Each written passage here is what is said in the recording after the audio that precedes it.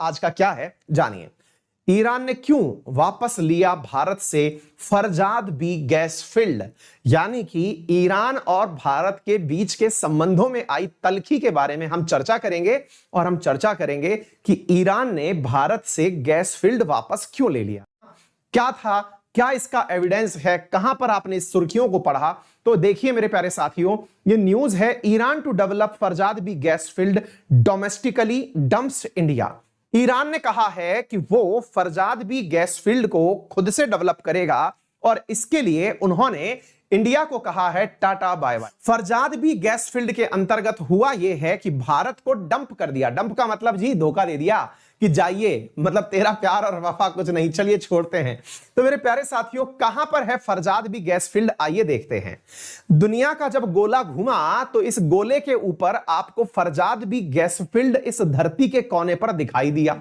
देखने से तो ज्यादा पता नहीं चला, लेकिन जब हमने थोड़ा जूम इन किया तो पता चला कि यह फरजाद बी गैस फील्ड जो है ये ईरान में स्थित है। ईरान में हमें एक गल्फ मालूम है जिसे पर्शियन गल्फ कहते हैं। और अगर हम भारत के मुकाबले बात करें तो भारत से होकर के अगर आपको फरजाद बी गैस फील्ड जाना हो तो यह रहा अरब सागर, अरब सागर से स्ट्रेट ऑफ हॉर्मुज, और स्ट्रेट ऑफ हॉर्मुज से होकर के आपको फरजाद बी तक जाने के लिए पर्शियन गल्फ के माध्यम से जाना पड़ेगा, यानी कि ईरान में जाना पड़ेगा। जी हां मेरे प्यारे साथियों, पर्शियन गल्फ से 20 किलोमीटर अंदर की तरफ एक गैस फील्ड है जिसका नाम है फरजाद बी गैस फील्ड।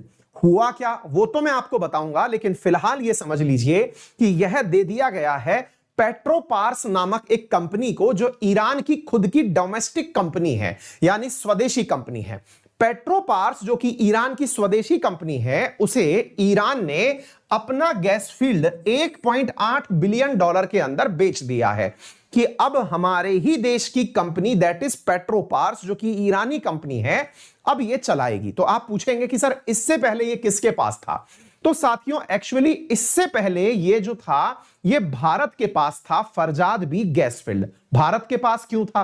क्योंकि साथियों फरजाद बी गैस फील्ड के अंदर ऑयल एक्सप्लोरेशन के लिए जो कार्यक्रम था वो भारत की एक कंपनी है जिसका नाम है ओएनजीसी विदेश।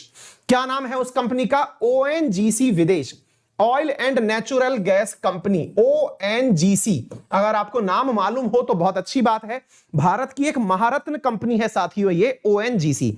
मेरे प्यारे साथियों, ओएनजीसी के साथ साथ Indian oil corporation, Indian oil corporation that is IOC, और तीसरी जो थी मेरे प्यारे साथियों दैट इज ऑयल इंडिया। इन तीनों ने मिलकर के इस गैस फील्ड को परचेज किया था। कौन कौन हो गए? ओएनजीसी विदेश। ओएनजीसी विदेश एक अपने आप में संस्था है, भारत सरकार के अधीन है, यह ओएनजीसी की ही सब्सिडरी है। इसने फरजाद बी गैस फील्ड का 40% शेयर परचेज किया हुआ था। इंडियन ऑयल कॉर्पोरेशन ने 40% शेयर परचेज किया हुआ था, और ऑयल इंडिया ने 20% शेयर परचेज किया हुआ था। किससे? ईरान से परचेज किया हुआ था। साथियों इस घटना की शुरुआत होती है वर्ष 2008 से।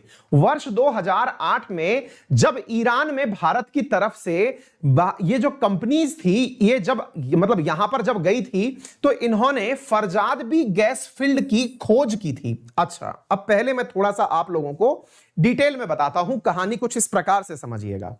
कहानी कुछ इस प्रकार से है साथियों कि आपको मालूम होगा कि पूरा की पूरा गल्फ वाला जो रीजन है, गल्फ बोले तो जो भी आप लोगों की खाड़ी देश हैं, पर्शियन गल्फ के अंदर जो स्थित हैं, ईरान, सऊदी अरेबिया वगैरह, ये जितनी भी कंट्रीज हैं, इनमें तेल और गैस के प्रचुर भंडार पाए जाते हैं। उन तेल और गैस के प्रचुर भंडारों में साथियों हुआ ये कि जो गैस के भंडार थे उनमें से ईरान, जो कि हमारा एक अच्छा मित्र हुआ करता था, वो गैस का एक भंडार उसने हमें दे दिया, ये कहते हुए कि आप यहां से तेल निकाल लीजिए और तेल निकालने की मतलब गैस निकाल लीजिए, और गैस निकालने की एवज में जो धन मिलेगा उसका हम शेयर बांट लेंगे। होता क्या है साथियों कि धरती के नीचे कहां गैस का कुआं मिलेगा या गैस का प्रचुर भंडार कहां मिलेगा, इसके बारे में अंदाजा नहीं होता। इसके लिए बहुत डीप रिसर्च चाहिए होती है। भारत की एक महारत्न कंपनी है ओएनजीसी, उसकी एक सब्सिडरी यानी सहायक कंपनी दैट इज ओएनजीसी विदेश। उसे ये सबसे पहले ठेका दिया गया, यानी कॉन्ट्रैक्ट दिया गया कि वो ईरान में आए और ढूंढे कि तेल कहां, गैस कहां कहां मिल सकती है।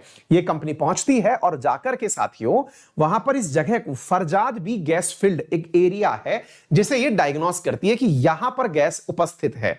इसने इस रिसर्च में करोड़ों रुपए खर्च किए। एक्सपेक्टेड आइडिया है कि 5,000 करोड़ से ऊपर इसके रिसर्च में खर्च हुए, क्योंकि हर जगह ड्रिल करना, वहां की जानकारी निकालना, सैंपल चेक करना, फिर वायबिलिटी चेक करना कि यहां पर मिलेगा भी कि नहीं मिलेगा, ये तमाम बातें। ये घटना शुरू तो हुई थी 2002 से, तब से ये सारी रिसर्च चली आ रही है, लेकिन भारत सरकार धीरे धीरे इसमें आगे बढ़ती चली और भारत सरकार ने 2009 के अंदर इस कॉन्ट्रैक्ट को रिन्यू करवा दिया। रिन्यू से मतलब हुआ कि फरजाद बी गैस फील्ड जो है वो भारत को दे दिया गया। अच्छा, जब ये, अब इसमें आपको क्रोनोलॉजिकली ये याद रखने की आवश्यकता नहीं है कि भारत ने कब लिया कब दिया, क्योंकि ये सब बातें अब पुरानी हो गई हैं। नई बात जो आपको याद रखनी चाहिए वो ये है कि जो ये फरजाद बी गैस फील्ड जो हमें मिल रहा था, हम इसके ऊपर लगातार 18 साल से रिसर्च कर रहे थे। आज परिस्थितियां ये बनी कि जब सब कुछ हमने कंफर्म करके ये बता दिया, सुनना साथियों, हमने कितनी ज्यादा रिसर्च कर दी मैं आपको बताता हूं। हमने रिसर्च इतनी कर करके ईरान को दे दी कि यहां पर 651 बिलियन क्यूबिक मेट्रिक गैस के भंडार हैं, 651 बिलियन क्यूबिक मीटर गैस के भंडार हैं। ये ओएनजीसी विदेश ने यहां पर खोज के बता दिया। ओएनजीसी विदेश ने यह बात खोज करके बता दी और मैं आपको बताऊं कि यहां की कैपेसिटी है कि यहां पर 28 million metric standard cubic metre, यह गैस को नापने की यूनिट है जिसको शॉर्ट फॉर्म में MMSCMD कहा जाता है। इतना पर डे यहां से गैस निकाला जा सकता है। इस बात से अंदाजा लगाइए कि भारत की एक साल की आवश्यकता मात्र 166 MMSCMD है। सोच के देखिए कि ये 28 यानी कि लगभग 6 बार अगर ये भेज दे, यानी 6 दिन के अंदर जितनी गैस निकाली जा सकती है उससे भारत का साल भर का कार्य चल जाए। आप इससे अंदाजा लगाइए, इतनी जबरदस्त गैस यहां पर निकली थी। कौन सी गैस? नेचुरल गैस निकली थी। आप इससे अंदाजा लगाइए, एक दिन में इतनी गैस इस कुएं से निकल सकती थी। इसके 6 दिन के कार्यक्रम से भारत का पूरा साल भर का, मतलब इंडिया का टोटल गैस कंजप्शन है ये 2000 फाइनेंशियल ईयर 2021 का, ये 6 दिन के अंदर अगर ड्रिल करके निकाला जाए उससे हमारा काम चल जाए। और यहां पर भंडार देखिए, मिलियंस छोड़िए बिलियंस में है, 651 बिलियंस में है, यहां मिलियन में निकाला जा रहा है। इसका 100 टाइम्स मल्टीप्लाई कर दीजिए, यानी कि इसका लगभग 1 लाख टाइम ज्यादा यहां पर क्या है? गैस है जबरदस्त बात। लेकिन हुआ क्या? यह साथियों हमारे हाथ से जा चुका है। अब आप पूछेंगे कि सर ये तो फुल लॉस हो गया। बिल्कुल लॉस हो गया। सर ये लॉस हुआ क्यों? ये लॉस हुआ साथियों भारत के गुटनिरपेक्ष ना रहने के कारण। देखिए, भारत को आज थोड़ी सी, हो सकता है आप में से बहुत सारे लोगों को नकारात्मक खबरें सुनने को मिले, क्योंकि इससे अगला सवाल भी आपको थोड़ा डिप्रेशन में डालेगा। लेकिन हां, जानना जरूरी है, क्योंकि अल्टीमेटली हो हमारे साथ ही रहा है। हो हमारे साथ ये रहा है कि भारत जिस नीति पर चलता आ रहा था, अब वो उन नीतियों पर चल नहीं रहा है। भारत की पहले नीति यह हुआ करती थी कि चाहे इजराइल और फिलिस्तीन दोनों के बीच में युद्ध हो रहा हो, इजराइल कितना भी अच्छा मित्र हो, भारत हमेशा दोनों का समर्थन करता था। भारत कहता था कि यूएन जो बोलेगा मैं उसके साथ हूं। भारत ने हमेशा इंटरनेशनल विषयों के ऊपर यूएन की बात मानी। लेकिन ईरान वाले केस में हमसे एक भूल हुई, और भूल क्या हुई? हम सीधे अमेरिका के दबाव में आ गए, और हमने अमेरिका के दबाव में आते ही अमेरिका द्वारा जो ईरान पर लगाए गए प्रतिबंध थे, जो कि डोनाल्ड ट्रंप के द्वारा लगाए गए थे काटसा के नाम से, countering American adversaries through trade sanction act, हम उनसे डर गए। और उन डरने का नतीजा यह निकला कि जहां 2018 तक हमारा ईरान हमारे लिए ऑयल एंड गैस के अंदर लीडिंग पार्टनर हुआ करता था गैस भेजने के लिए, वही लीडिंग पार्टनर हमसे मुंह मोड़ लिया, या यूं कहिए हमने उससे मुंह मोड़ लिया। हमने कहा 2018 के बाद से कि हम आपसे गैस परचेज नहीं करेंगे। तेल परचेज नहीं करेंगे। हम उसके साथ व्यापार में इतना धोखा कर दिए, आज आपको जितना दुख हो रहा है, ईरान इस दुख को 2018 से भुगत रहा है। आपने उसके साथ व्यापार बंद कर दिया, उसकी आर्थिक स्थिति एकदम चरमरा गई। आर्थिक स्थिति इतनी चरमरा गई कि उसको अपनी करेंसी को बदल करके नए नाम से निकालना पड़ा, दैट इज टोमान। उसको अपनी करेंसी को बदलना पड़ा। उसकी हालत इतनी खराब हो गई कि जहां पर उसको मात्र, ये इस प्रकार से समझिए कि बिस्लरी की बोतल जहां पहले 1 रुपए में मिल जाती थी, अब वो उसको 2500 रुपए में मिल रही है। इस प्रकार से अंदाजा लगाइए, इतनी वहां पर मंदी आ गई। ईरान की आर्थिक स्थिति बिगाड़ने में जितना अमेरिका का हाथ है, उतना ही अमेरिका के प्रभाव में आए हुए भारत का भी हाथ है। भारत ने ईरान के साथ जो किया, उसका परिणाम यह है कि ईरान ने कहा कि जब हम संकट के समय में अपने आप से बीत लिए, तो अब खुशी के दिन है, क्योंकि तेल और गैस निकलेंगे तो हम खुद ही कर लेंगे, आपकी आवश्यकता नहीं है। कल को आवश्यकता होगी तो आपको जरूर बुलाया जाएगा। इसके पीछे की कहानी कुछ और भी है, वो भी मैं आपको बताऊंगा। लेकिन हां, इस बीच में एक बात और मैंने आपको पढ़ाई थी, अगर याद हो तो। ईरान के साथ जो इंडिया के व्यापार हुआ करते थे, उसमें होता यह था कि हमारे बीच में करेंसी स्विफ्ट एग्रीमेंट हो रखा था कि आप लोग हमें सामान बेचिए अपनी करेंसी में, हम अपनी करेंसी में। हमने डॉलर का विनिमय ही नहीं ले रखा था।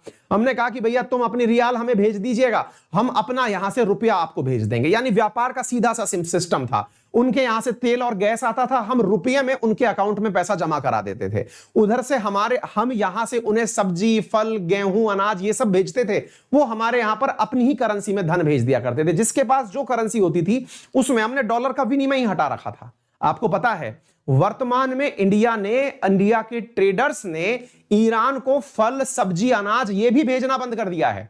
आप पूछेंगे ऐसा क्यों हो रहा है? क्योंकि हाल ही में मैंने एक आंकड़ा पढ़ाया था आपको कि ईरान का जो अकाउंट है इंडियन बैंक्स में, वो खाली हो चुका है, क्योंकि उसके पास वो धन बचा ही नहीं है जिससे कि वो इंडिया से ट्रेड कर सके। तो ऐसी स्थिति में ट्रेडर्स को डर है कि कहीं ऐसा ना हो कि ईरान से हमें पैसा वापस ना आए, तो इंडिया के व्यापारियों ने वहां सामान निर्यात करना बंद कर दिया है। तो मेरे प्यारे साथियों, ये थी उसकी दुख की घड़ी। इस दुख की घड़ी में उसका मित्र बन के आया उसका पड़ोसी मित्र चाइना। उसका तो नहीं था चाइना मित्र, लेकिन साथियों चाइना को हिंट दिया पाकिस्तान ने और कहा कि सर जी, अपने ही जस्ट बगल में ईरान है जो परेशान चल रहा है। बोले कहां पर है? तो ईरान को परेशानी को देखते हुए ईरान के पास चल करके आया चाइना, और चाइना ने कहा कि कोई बात नहीं, मैंने अभी तक इंडिया के पाक ऑक्यूपाइड कश्मीर वाले हिस्से में से होकर के यहां तक सड़क डाल रखी है, ग्वादर पोर्ट तक। यानी कि मैं यहां तक पहुंच तो चुका ही हूं, चिंता मत करो, तुम्हारा दुख भी हर लूंगा। और मेरे प्यारे साथियों, ईरान, पाकिस्तान और चाइना के बीच में एक एक्सिस बन गई है। तीनों दोस्तों ने एक टिकड़ी कर ली है। इवन यह कहा जा रहा है कि लगभग $450 बिलियन का सौदा किया है ईरान ने चाइना के साथ मिलकर के, यह कहते हुए कि हम लोग हर लेवल पर एक दूसरे का साथ देंगे, चाहे पॉलिटिकल हो, चाहे इकोनॉमिकल हो, चाहे डिफेंस हो। इन दोनों के बीच में वो वाला एग्रीमेंट हुआ है। आपको पता है इसका कॉस्ट इंडिया कितना चुकाएगा? इंडिया का यहां पर एक बहुत बड़ा इन्वेस्टमेंट हो रखा है, दैट इज चाबहार पोर्ट। अगर हम बात करें तो ईरान के पास ले दे करके अब हमारे पास अगर कोई जगह बची है तो वो चाबहार पोर्ट ही है। अगर आपको मालूम हो, कुछ दिनों पहले मैंने आपको एक चीज और पढ़ाई थी। मैंने आपसे कहा था कि नॉर्थ साउथ कॉरिडोर की भी मैंने आपको बात बताई थी, जो इंडिया से होकर के चाबहार, ईरान से होते हुए अजरबैजान, अशकाबाद, मॉस्को होते हुए सेंट पीटरबर्ग तक जानी थी। यह भी ईरान के माध्यम से होकर निकलती है। लेकिन इंडिया अब अपनी स्ट्रेटेजिक लोकेशंस खो रहा है, और उसका नमूना आपको यहां पर उदाहरण से पता चल गया है। क्यों? क्योंकि इंडिया ने जैसे ही अपना स्टैंड बदला, अब तक इंडिया का सिंपल सा राग था, यूएस अगर कोई सैंक्शन लगाता भी था इंडिया को फर्क नहीं पड़ता था। इंडिया वो देश हुआ करता था जिसने 1998 में ऑपरेशन शक्ति नाम से जब पोखरण ब्लास्ट किया था, तब अमेरिका ने इस पर इतने सैंक्शन लाद दिए थे कि हमारी अर्थव्यवस्था चरमरा गई थी, लेकिन तब भी हम पीछे नहीं हटे थे। आज हम यूएस के केवल कहने मात्र से कि हम आप पर सैंक्शन लगा देंगे, इंडिया ने ईरान से व्यापार जीरो कर दिया। अब आप पूछेंगे कि सर ये तो एक प्रकार से इंडिया का रवैया गलत रहा, तो इंडिया के रवैये के अंदर क्या सुधार हो सकता था? तो सुधार तो साहब हमारा यही था कि हम गुटनिरपेक्ष रहते। फिर आप पूछेंगे इसकी एवज में इंडिया इतना भी पागल नहीं है। सर आप टीचर हो, आपको इतनी बात पता है, इंडिया में इतने बड़े बड़े ब्यूरोक्रेट्स हैं, उन्हें भी तो कुछ पता होगा। ऐसे ही थोड़ी है कि सब कुछ आपको पता है। तो हमने कहा हां बिल्कुल आप सही कह रहे हैं। तो भारत के जो विदेश नीति निर्माता हैं उन्होंने इस नुकसान की भरपाई करने के लिए सऊदी अरब को अपने पक्ष में लिया। सऊदी अरब जो कि गल्फ का एक बहुत बड़ा प्लेयर है, जो कि बिल्कुल इसका पड़ोसी है, जस्ट सामने ही बैठा हुआ है, जो ईरान से कई गुना ताकतवर है, वो तो हमसे चाहता ही ये था कि आप ईरान से दोस्ती तोड़िए, मैं हूं आपके साथ। ईरान से दोस्ती तोड़िए। सऊदी अरब ने कहा कि मैं पूरे अपने सारे पड़ोसियों से कहूंगा। किस किस से? यूएई से कहूंगा, आपसे खुद से कह रहा हूं, साथ में कतर से कहूंगा, बहरीन से कहूंगा कि आप लोगों के साथ में वो व्यापार करें। और ऐसी स्थिति में इंडिया का, मेरे प्यारे साथियों, सऊदी अरब ने ट्रेड को बैलेंस किया। यानी कि इंडिया का एक ऐसा सहयोगी बनकर के सऊदी अरब आया जिसमें बहुत सारे मुद्दे के ऊपर जब जब इंटरनेशनली पाकिस्तान ने इंडिया को घेरने का प्रयास किया, कश्मीर का विषय हो या फिर कोई भी विषय, तो ऐसी इशू पर सऊदी अरब इंडिया के साथ डटकर खड़ा रहा। तो ये एक इसका कंपनसेशन है। और विदेशी संबंधों के अंदर आपको नुकसान और लाभ की सीमा नापनी पड़ती है। दो नाव में पांव रखने वाले अक्सर गिर जाया करते हैं। भारत ने गुटनिरपेक्ष को कुछ उसी प्रकार से देखा और यही कारण है कि ईरान की छोड़ करके चलती नाव हम सऊदी अरब की नाव में बैठ गए। मेरे प्यारे साथियों, एक और चीज यहां पर पकड़नी होगी। ईरान में हमको कोई रेमिटेंसेस प्राप्त नहीं होते थे। रेमिटेंसेस का मतलब यह हुआ कि हमें ईरान से कोई विदेशी मुद्रा प्राप्त नहीं होती थी। वहीं अमेरिका समर्थित सऊदी अरब, यूएई, बहरीन, कुवैत, इराक, इनसे हमें बड़ी संख्या में विदेशी मुद्रा प्राप्त होती है। दुनिया में सबसे ज्यादा विदेशी मुद्रा प्राप्त करने वाले देशों में आज आपको पता चलेगा कि इंडिया ही नंबर 1 पर है और उसमें सबसे ज्यादा धन देने वाले देशों में यही सारे देश हैं। तो इसलिए भारत के लिए यह एक नुकसान तो है, लेकिन इस नुकसान की भरपाई हमने आर्थिक रूप से कर ली और खाड़ी क्षेत्रों में अपनी मजबूत पकड़ से कर ली। यही कारण है कि यूएई के साथ में हमारे नए व्यापार शुरू हुए हैं। यूएई भारत के साथ में एक बहुत बड़ा ट्रेड एश्योरेंस बनकर के खड़ा हुआ है। इतना शानदार व्यापार हम यूएई के साथ कर रहे हैं कि लास्ट 3 सालों में तो एक बार 2018-19 के सेशन में तो यूएई इंडिया का नंबर 1 ट्रेडिंग पार्टनर बन गया था। यानी कि ये सारी की सारी जो बेल्ट है ना, वो आपकी ईरान की दुश्मनी में आपको गिफ्ट में मिली हुई है। तो इस प्रकार से आप विदेशी संबंधों को समझने के लिए थोड़ा सा अपना दिमाग को खोल के रखें। तो एक जगह का नुकसान दूसरी जगह का फायदा है। अब यह आपको देखना होगा कहां नफा नुकसान ज्यादा है। यह भारत की बदलती हुई वर्तमान की स्थितियां हैं। अब ये ज्यादा कितना चलती हैं ये तो आने वाला समय बताएगा, ठीक है ना।